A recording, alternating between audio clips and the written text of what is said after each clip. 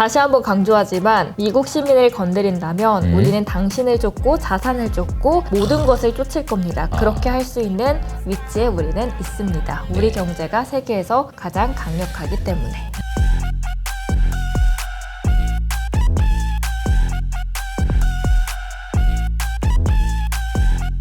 안녕하세요, 이호석입니다. 자, 오늘 셀러브리티 시간이 돌아왔습니다. 안녕하세요. 안녕하세요. 네, 오늘은 또 어떤 회사, 어떤 사람에 대한 이야기를 해볼까요?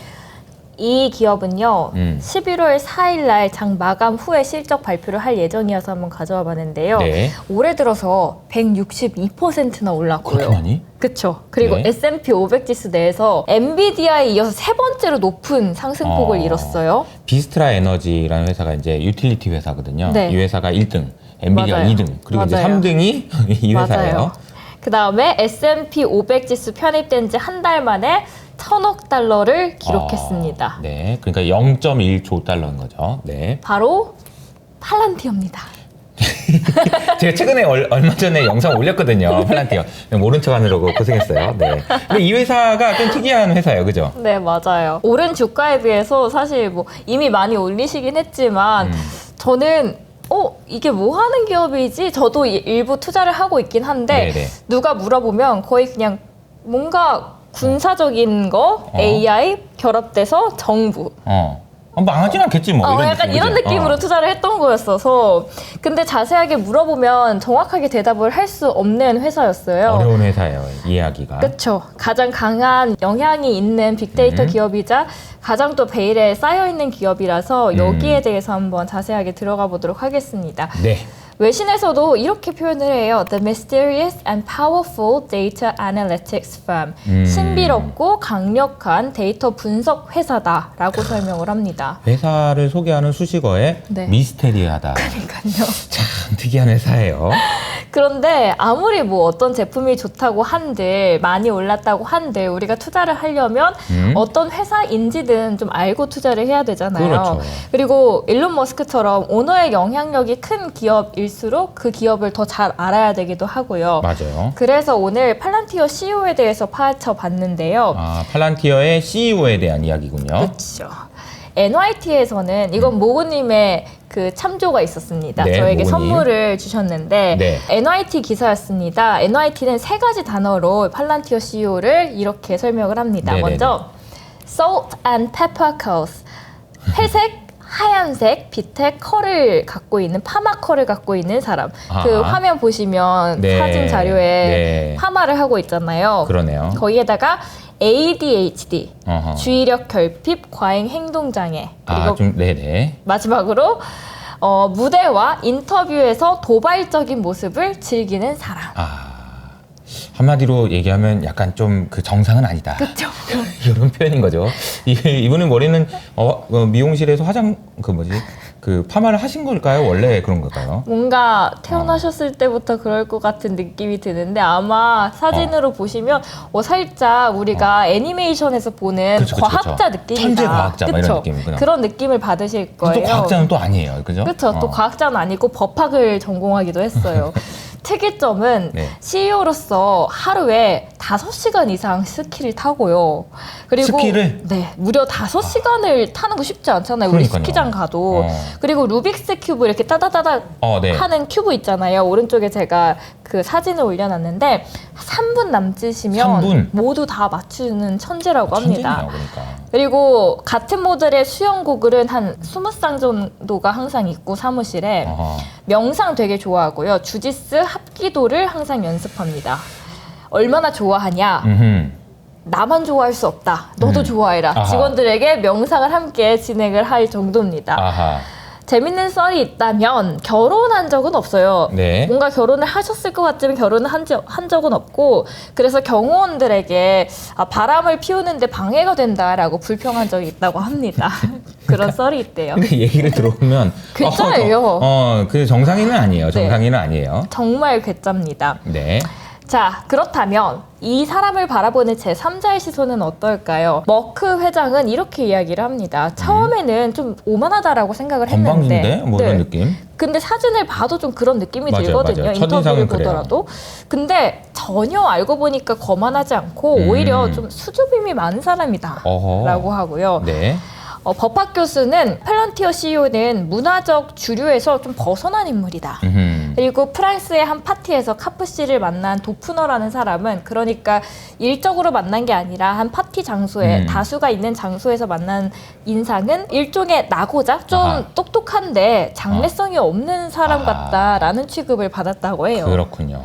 앞으로의 미래에 대한 그의 견해에 대해서 간단하게 설명을 해주는데 미래의 AI 전쟁에서 승리하는 국가가 국제 질서를 앞으로 결정할 거고 AI 기술은 핵폭탄만큼이나 중요할 거다. 저는 이 말이 너무너무 중요하다고 생각하거든요. 이 국제 질서라는 말이요. 이게 이제 오더잖아요. 오더. 그렇죠. 명령. 그러니까 이제 보면은 그 어떤 한 학급에도 학급의 질서가 있죠. 선생님이 말하는 거죠. 너 이 말 해라. 국제 질서라는 거는 국제적으로 야, 너 한국 이렇게 하지 마, 저렇게 하지 마, 라고 하는 그런 질서를 누가 정하냐면 AI 전쟁에서 이긴 나라가. 그렇죠. 지금 그런 상황이라는 거죠. 그런 상황에서 그런 생각을 가지고 있는 사람이라는 의미입니다. 맞습니다. 네. AI를 잡지 않으면 결국은 죽게 된다라는 생각을 갖고 있는 사람인데 특히나 이 말이 위협적이고 중요한 이유는 미국 사람이기 때문에 그쵸. 그래요. 네. 그러면 과연 그는 누구일지 한번 보도록 할게요. 1967년에 뉴욕에서 태어났고요. 필라델피아 외곽에서 자라났습니다. 하버포드 대학교에서 학사를 땄는데 이게 네. 숨은 아이비리그라고 해서 전국에서 가장 비싼 대학 중 하나예요. 스탠퍼드 대학교를 나왔고 법무 네. 박사 땄고 그리고 프랑크푸르트 괴테 대학교에 박사를 땄습니다. 근데 프랑크푸르트 이제 독일에서 네. 철학으로 이제 박사를 받은 분이에요. 그러니까 맞아요. 이제 특이해요. 네. 아버지 소아과 의사였던 유대인 그리고 어머니는 예술가였던 흑인 어머니였어요. 삼촌까지 좀 가보면 예일대에서 경제학, 흑인학 교수로 재직 중이고요. 형도 일본에서 거주하는 학자예요. 그러니까 말 그대로 여기도 엘리트 집안인 거죠. 정치적인 성향은 해리스 부통령 쪽을 더 지지는 하고 있지만 네. 여전히 당에 대한 불만은 좀 있습니다. 그리고 지지할 때 특이한 성향이 있는데 유대교 전통에 가장 행운의 숫자가 뭘까요? 뭘까요? 3? 땡. 아니에요. 우리는 보통 행운의 숫자면 7 많이 7, 떠올리시잖아요. 근데 유대교에서는 18이라고 합니다. 아하. 그래서 신비로운 숫자다. 기부를 할 때도 18 배수에 맞춰서 하고요. 전에 바이든에게 기부를 할 때도 36만 달러를 기부했습니다. 아하. 이 CEO가 항상 반복해서 하는 말들이 있어요. 인터뷰를 보다 보면은 이거 되게 중요한 말이라는 의미죠. 네, if you touch an American, we will inflict pain on you for generations. 만약에 아하. 미국인을 건들 시에는 우리가 너에게 고통을 주고 그 다음 세대까지도 다 쫓아갈 것이다. That should be the US policy. 미국의 정책이어만 하고 whether that happens in Gaza, happens in Ukraine. 이게 만약에 가자든 아니면 우크라이나든 wherever that happens, you cannot touch an American. 미국인을 건들면 안 된다라고 끊임없이 강조를 합니다. 네, 이 표현이 저는 이제 이게 좀 더 과격하게 말하면 이런 거죠. 미국을 건드려?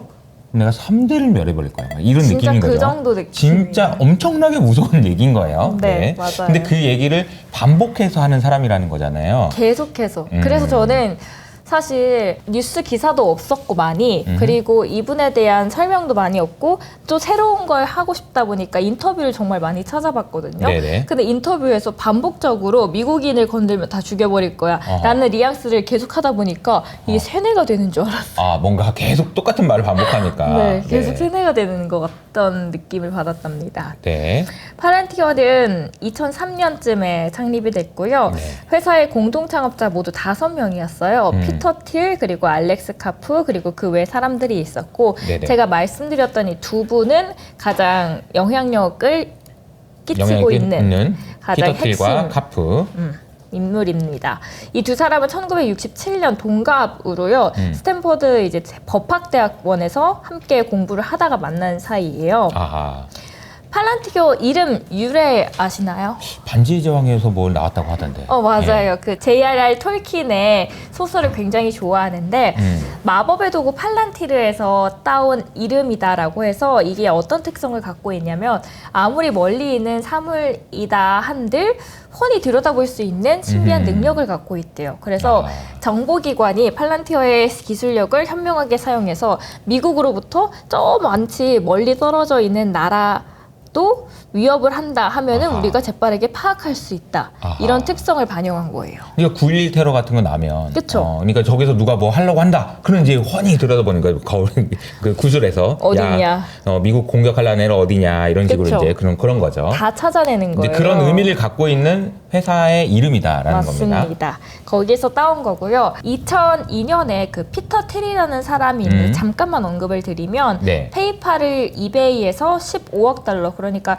1조 7천억 원의 가격으로 매각을 했는데 그때 번 돈으로 창업한 회사 중 하나가 바로 팔란티어였고요. 네. 네, 회사 이름 팔란티어도 이 사람이 직접 지었다라고 해요. 그래서 판타지 소설 반지의 제왕에서 나오는 말씀드렸던 그 수정 구슬에서 수정 따온 구슬. 거고 창업 준비 과정에서 친구 알렉스 카프와 함께 또 대학원에서 만나게 되면서 이렇게 팔란티어라는 회사를 같이 일궈 나가게 됩니다. 네. 그동안 관심 바뀌었던 팔란티어였던 것 같아요. 그나마 이제 타임즈에서 스페셜 에디션으로 출간된 AI 분야에서 이번에 가장 영향력 있는 인물 100인에 알렉스 카프가 당당하게 이름을 올렸습니다. 아하, 네. 그만큼 은밀했던 국방 그리고 스파이 범죄 업계에서만 두각을 그동안은 보였던 팔란티어가 이제 슬슬 전 세계적으로도 존재감을 뿜뿜 하고 있는 걸 보이고요. 그러니까 이제 저희도 셀러브리티에 이제 소개되는 영광을 얻게 된 거죠. 그렇죠. 그리고 인터뷰도 사실 잘 안 나왔었는데 아하. 최근에는 많이 나오는 모습들도 볼 수 있었습니다. 네. 팔란티어 소프트웨어 플랫폼은 크게 세 가지가 있는데 그러니까 팔란티어가 뭘 파는 회사냐? 네. 소프트웨어 3개를 판다. 그냥 이 세 개만 왜냐면 다른 영상이 이미 많이 있으니까 이 세 개만 그냥 아시면 될 것 같은데 고담 그리고 파운드리 아폴로입니다. 네. 고담은 정보기관이 주 고객층이어서 빅데이터 분석을 기반으로 해서 뭐 테러나 돈 세탁, 마약 거래처럼 범죄 움직임을 다 감지해주는 서비스고요. 아하. 파운드리는 일반 기업을 대상으로 하는 거고 그리고 네. 아폴로는 고담과 파운드리의 업데이트를 지속적으로 해주는 클라우드 서비스라고 생각을 하시면 돼요. 네. 정부기관과 일반 기업으로 나누는 거죠. 그렇죠. 그리고 정보기관이 한 50%가 넘는 비율을 차지하고 있습니다. 미국의 IT 전문 잡지 앤디 그린버그라는 기자가 있는데 이분이 사이버 해킹 전문 기자거든요. 네네. 2013년 8월 포브스에 팔란티어 고담이 어디에 어떻게 사용된지 그 사례를 좀 몇 가지 적었어요. 세 가지를 가져와 봤는데 2011년 5월에 중앙정보국이 주관했던 넵튠 스피어 작전을 통해서 미군은 국제 테러리스트 조직 알카에다의 지도자 오랜만에 듣네요. 라덴을 빈라덴. 사살하는 데 성공을 했다. 아하. 정말 어려웠고 무수히 많은 점조적으로 이루어진 알카에다 구성원이어서 굉장히 찾는 게 모랄 사막에서 바늘을 찾는 것에 가까웠는데 이때 당시에 CIA는 한 기업의 힘을 빌렸다. 그게 바로 팔란티어였다라고 합니다. 그러다 보니까 세상에서 가장 은밀한 회사다라는 맞아요. 얘기가 나왔던 거죠. 그리고 이때 한번 크게 부각을 받았던 계기가 되기도 했죠. 두 번째는 아프가니스탄 전쟁 당시에 미국 해병대가 적의 공격을 사전에 감지할 때 미국 정부가 자국의 세관 요원을 살해하면서 멕시칸 마약 조직의 위치를 파악하는 데도 활용했다라고 하고요. 미국 육군도 미 육군이 100만 명이 넘는 병력의 작전 수행을 위해서 계속해서 고담 서비스를 이용한다라고 하고 있습니다. 그러니까 계속 활용도가 높아지고 있다라는 얘기고 네. 최근에 있었던 이제 전쟁도 있죠. 이스라엘과 이제 전쟁 거기도. 그리고 러시아 전쟁 여기서도 계속해서 활용되고 있다라고 알려져 있습니다. 네, 아무래도 알려진 게 많지 않다 보니까 그리고 인터뷰에서도 보면 너 정부와 연관이 되어 있지라고 할 때는 항상 아니 우리는 연관이 되어 없어라고 이야기를 하다 보니까 그래도 어떤 사례들이 있는지는 기사를 통해서 한번 찾아봤습니다. 네. 그의 철학을 이 사람의 인터뷰를 보기 전에는 어떤 마인드를 갖고 있는지 도대체 철학을 왜 알아야 그런 될것 무서운 같아요. 말을 하는 건지. 네. 카프의 학문적 배경에는 그렇게 많은 관심이 쏠린 적은 별로 없었거든요. 네네. 근데 프랑크푸르트 대학에서 카프가 작성한 박사 논문이 있는데 네네네. 이게 생활 환경에서의 폭력성이라고 아. 해서 철학적 사상을 이해하는데 좀 열쇠가 될 수 있을 것 같아서 박사 가져왔습니다. 논문의 제목이 폭력성이네요. 사람이 네. 왜 이렇게 폭력적인가? 그쵸. 이제 프랑크푸르트 학파를 신봉했던 카프였는데 독일인의 과거사에 대해서 억압된 죄책감에 굉장히 많은 관심을 가져왔었고 그 배경 때문인지 뭐 헤겔, 마르크스 비판 이론처럼 독일 사상 프랑크푸르트 학파에 많은 관심을 계속해서 가져왔던 인물입니다. 그리고 자신 또한 이런 자기가 만든 기술력들이 끔찍한 파괴력을 갖고 있다라는 것을 단 한 번도 숨기지 않았던 인물이기도 해요. 그러니까 이제 사실 제가 얼마 전에 이제 고담, AIP 해가지고 실제로 사용하는 걸 보면 네. 이게 뭐 GPT에 써요. 네. 야, 뭐 저기 그 보내라 쟤 뭐 탱크 어떻게 생겼냐. 발사 이러면 그럼 이게 전쟁이 나는 거거든요. 그쵸. 너무너무 위험한 거죠. 그냥 단 몇 번의 클릭으로. 그렇죠. 근데 이게 카프가 2002년에 그래서 집필한 박사 논문의 내용을 보면은 현대 사회에서 폭력성이 어떻게 극단으로 치닫는지에 대해서 다루는데 네. 여기서 구체적으로 사용하는 예시가 마르틴 발저라고 해서 독일의 소설가이자 극작가의 내용이에요.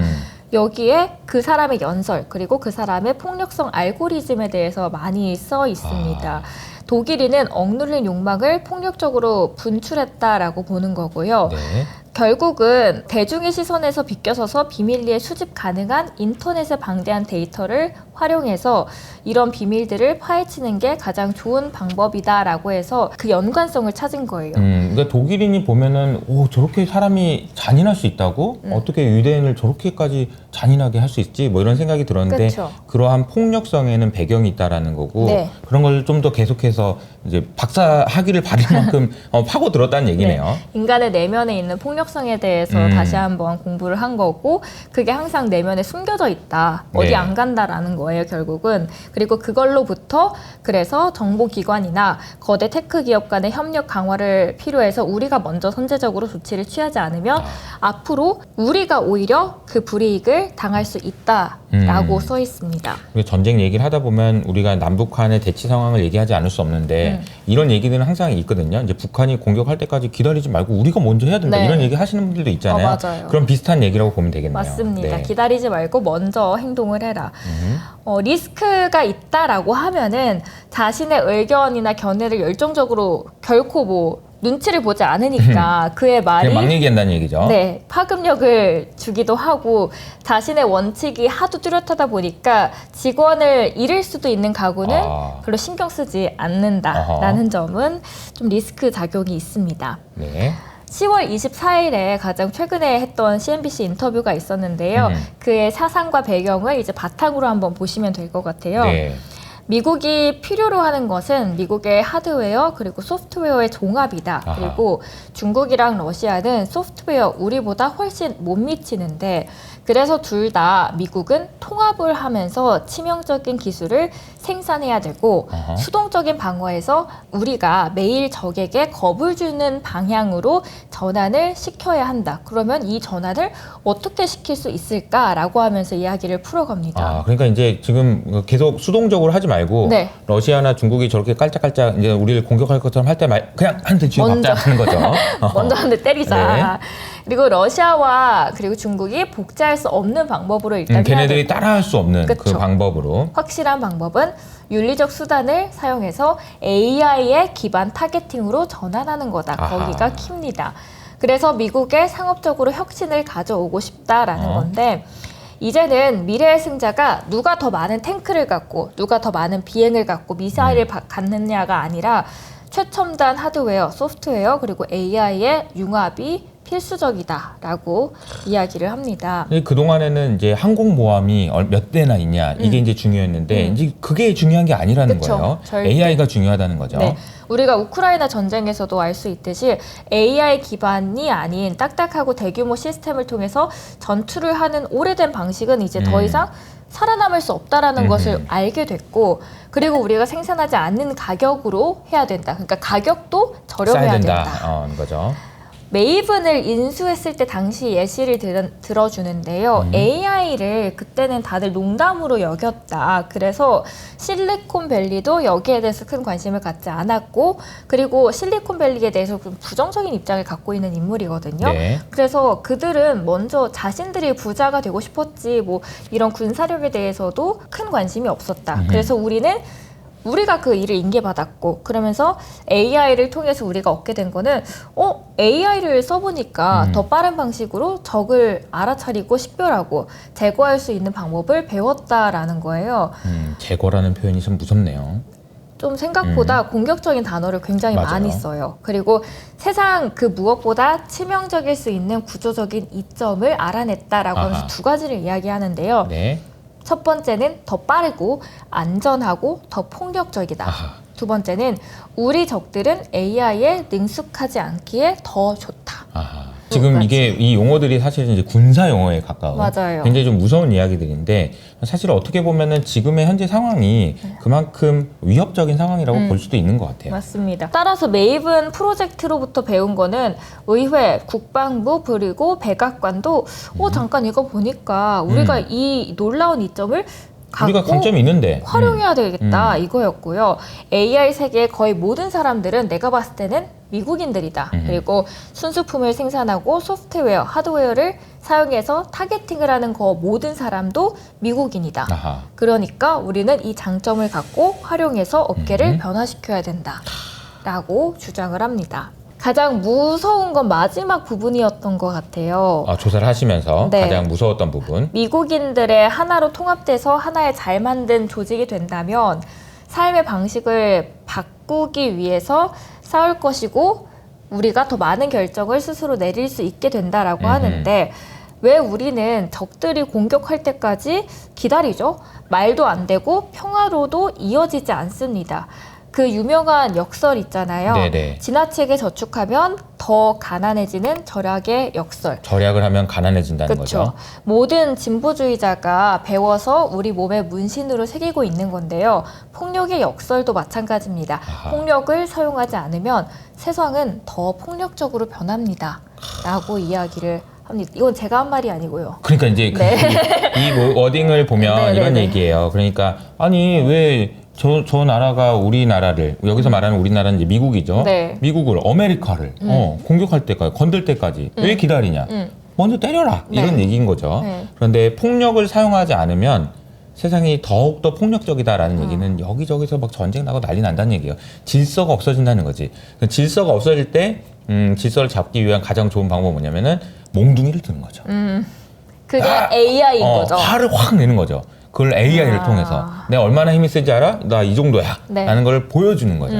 그러면서 이제 쫄아가지고 아무 말도 못하게 딱 조용히 하고 있게 시끄러워 이렇게. 중국이 더 이상 올라오지 못하게. 그쵸. 그러니까 한 번 건든다. 그럼 아주 그냥 3대를 그냥 내가 이런 느낌으로.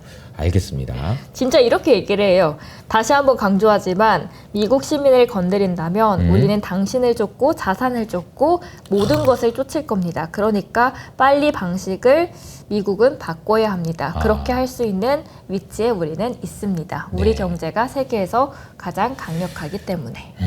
사실 저는 이제 이런 내용들을 보면서 제가 그동안 봐왔던 미국의 관점으로 생각을 해보면 그동안 미국은 소위 말하는 1945년 우리나라도 광복을 했던 네. 그때 이후로 이제 2차 세계대전이 끝났고 그때 이제 다 같이 모인 거거든. 그때 세계 질서가 정해진 거예요. 미국이 1등 먹었으니까 지네들 이리 와봐. 너 일로 와봐. 너 물 끓어. 이렇게 한 다음에 이렇게 이제부터. 네. 그러면서 이제 생겨났던 미국이 주도했던 그 질서가 흔들리고 있는 거거든요. 그렇죠. 왜냐면은 그 전에는 야 니네들도 잘 살게 해줄게. 야 물건을 어떻게 이렇게 싸게 만들었니? 내가 달러 줘야 되겠다. 이런 식으로 평화의 시대였다면 이게 깨진 거예요. 그래서 미국은 이제 힘을 보여주려는 그런 생각을 하고 있는 거고 그 힘을 보여주는데 앞장서고 있는 회사가 이 팔란티어라는 회사고 그 팔란티어라는 회사의 CEO는 이런 생각을 하고 있다라는 거죠. 그러면은 지금 세계 정세가 그만큼 미국은 위협적으로 느끼는 건가요? 불안하다고? 불안하다고 느낀다기보다는 내가 변화해야 된다라고 생각하는 거죠. 내가 그동안 했던 것처럼 오냐 해주면 안 되겠구나 이놈들. 약간 이런 트럼프 생각을 하는 마인드. 거죠. 트럼프가 되면 더 그게 원색적으로 이제 드러날 것 같고요. 그게 아니더라도 미국의 생각은 크게 바뀌지 않을 것 같다. 근데 그 핵심에는 네. AI가 있다라는 것도 굉장히 중요한 포인트가 아닌가 싶습니다. 자, 그러면은 오늘 이제 그 팔란티어라는 뭐 미스테리한 회사의 정말 미스테리한 CEO에 대한 네. 이야기를 해봤는데요. 어떠셨어요? 조사하면서 소감이? 저는 팔란티어를 갖고 있는 사람으로서 네. 사실 팔란티어 CEO를 조사하게 된다라고 해서 너무 신났거든요. 네. 근데 막상 들어가 보니까 정말 자료가 없었어요. 그리고 다 적혀 있는 게 미스테리, 신비하다, 알 수 없다 이런 내용들이었는데 이 사람에 대해서 그래서 인터뷰를 막 엄청 많이 봤는데 좀 무섭더라고요. 네, 아니 그러니까요. 정복한다. 근데 난 미국인이 아니잖아요. 그렇죠. 미국이 아니잖아요. 우리 제3자 입장에서 생각해보면 무섭죠. 이걸 계속 듣고 있는 제3자 입장으로서는 우리 어떡하지? 우리 어떡하지? 그러니까요. 우리 AI 전쟁에서 네. 우리나라는 살아남을 수 살아남을 있을 수 것인가. 있나? 그러니까 이제 이 부분이 상당히 큰 고민이 될 것 같고요. 네. 앞으로도 저희가 이 부분에 대해서는 계속해서 좀 다루면서 공부도 하고 스터디하는 부분들을 여러분들에게 알려드려야 되지 않을까. 이건 너무 중요한 변화이기 때문에 꼭 알아야 되는 내용이라서 그렇죠. 그래요. 알겠습니다. 자, 오늘은 팔란티어 CEO에 대해서 알아봤고요. 저희는 또 다음 시간에 인사드리도록 하겠습니다. 감사합니다.